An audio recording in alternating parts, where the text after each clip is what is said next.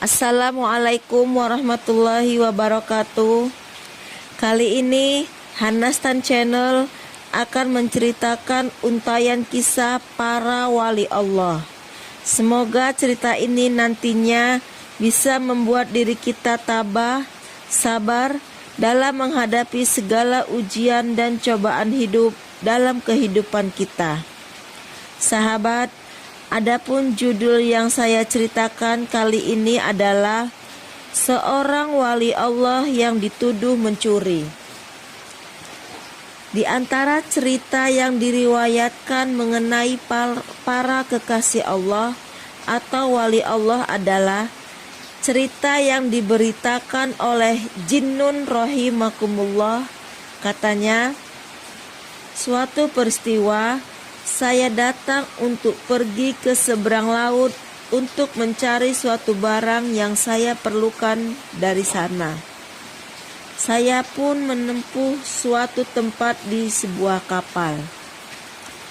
Bila tiba waktu kapal itu akan berangkat, saya lihat penumpang-penumpang yang menaiki kapal itu terlalu banyak sekali, yang kebanyakan datang dari tempat-tempat yang jauh, sehingga kapal itu penuh sesak dengan penumpang. Saya terus mengamat-amati wajah-wajah penumpang itu, dan saya melihat di antaranya ada seorang pemuda yang sangat tampan rupanya. Wajahnya bersinar bercahaya, dan dia duduk di tempatnya dalam keadaan tenang sekali. Tidak seperti penumpang-penumpang lain yang terus mondar-mandir di atas kapal itu. Udara di atas kapal itu agak panas, meskipun angin bertiup kencang. Mungkin panasnya datang dari terlalu banyaknya penumpang yang berhempit-hempitan di antara satu dengan yang lain. Pada mulanya, kapal itu berlayar dengan lancar sekali, karena laut tenang, tidak bergelombang, dan angin pun tidak bertiup kencang, kecuali sekali-sekali saja. Dan kalaupun ada, hanya ombak-ombak kecil yang biasa dihadapinya. Dalam keadaan yang begitu tenang di atas kapal itu, tiba-tiba kami dikejutkan oleh suatu pemberitahuan umum yang mengatakan bahwa nakoda kapal itu telah kehilangan suatu barang yang sangat berharga. Dan hendaklah semua penumpang-penumpang kapal duduk di tempatnya masing-masing, karena penggeledahan akan dijalankan tidak lama lagi untuk mencari barang yang hilang itu.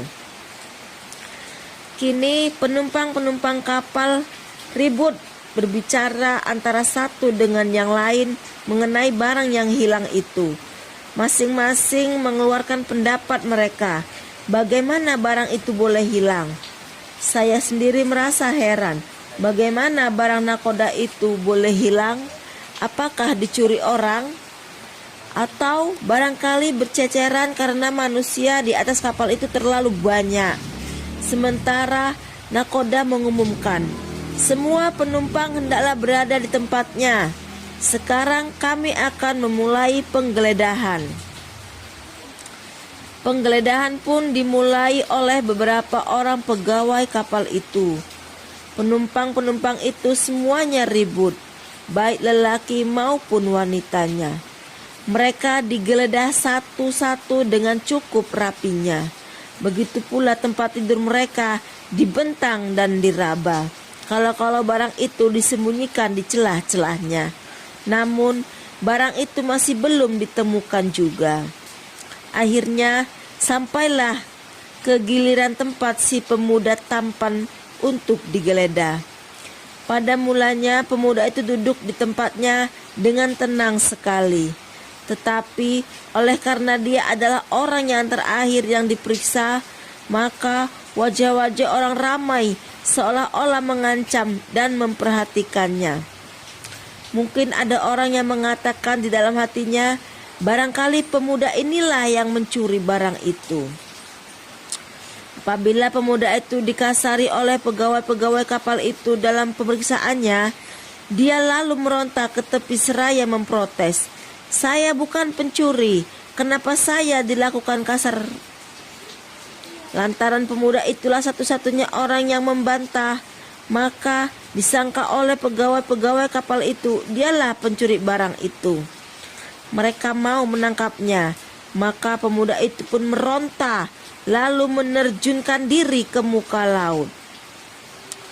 Orang ramai menyerbu ke pinggir kapal hendak melihat pemuda yang terjun ke dalam laut itu.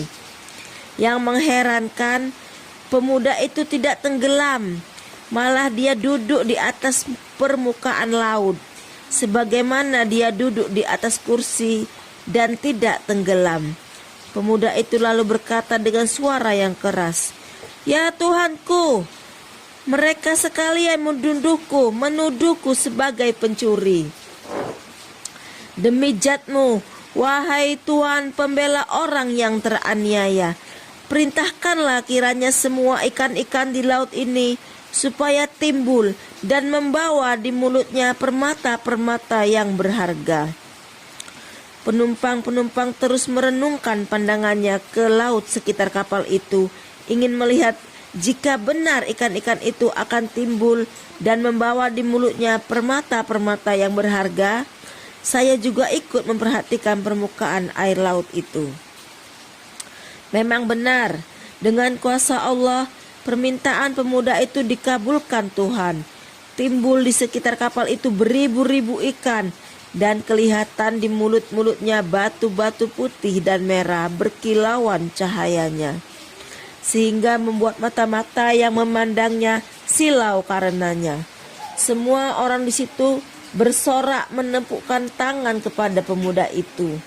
Saya terus tercengang, tidak dapat mengatakan apa-apapun. Nahkoda kapal dan pegawai-pegawai kapal itu bingung, seolah-olah dia tidak percaya apa yang dilihatnya. "Apakah kamu masih menuduhku mencuri? Padahal perbendaharaan Allah ada di tanganku. Jika aku mau, boleh aku ambil." Pemuda itu kemudian memerintahkan ikan-ikan itu supaya kembali ke tempatnya. Maka tenggelamlah semua ikan-ikan tadi, dan orang-orang di atas kapal itu terus bersorak lagi. Pemuda itu lalu berdiri di atas air itu, kemudian berjalan di atasnya secepat kilat, sementara lisannya terus mengucapkan, "Iyyaka na'budu wa iyyaka nasta'in." Hanya kepadamulah aku menyembah, dan hanya kepadamulah aku mohon bantuan. Dia terus menjauhi kami, sehingga hilang dari pandangan kami. Saya sama sekali tidak menduga bahwa pemuda ini kemungkinan sekali termasuk ke dalam golongan wali Allah yang pernah diterangkan oleh Rasulullah SAW dalam sabdanya yang berbunyi, "La yazalu fi ummati salasuna rajulan qulubuhum ala qalbi Ibrahim khalilir rahman. Kullaha mata wahidun abadallahu makanahu wahida." Akan tetap ada dalam umatku sebanyak 30 orang lelaki. Hati-hati mereka sepadan dengan hati Nabi Allah Ibrahim alaihi salam. Setiap mati seorang di antara mereka akan diganti Allah seorang lain di tempatnya. Sahabat, demikianlah cerita saya kali ini. Semoga kita bisa memetik hikmahnya. Dan jika sahabat ingin mendengar kisah wali Allah selanjutnya, maka jangan lupa subscribe, share, like, and comment.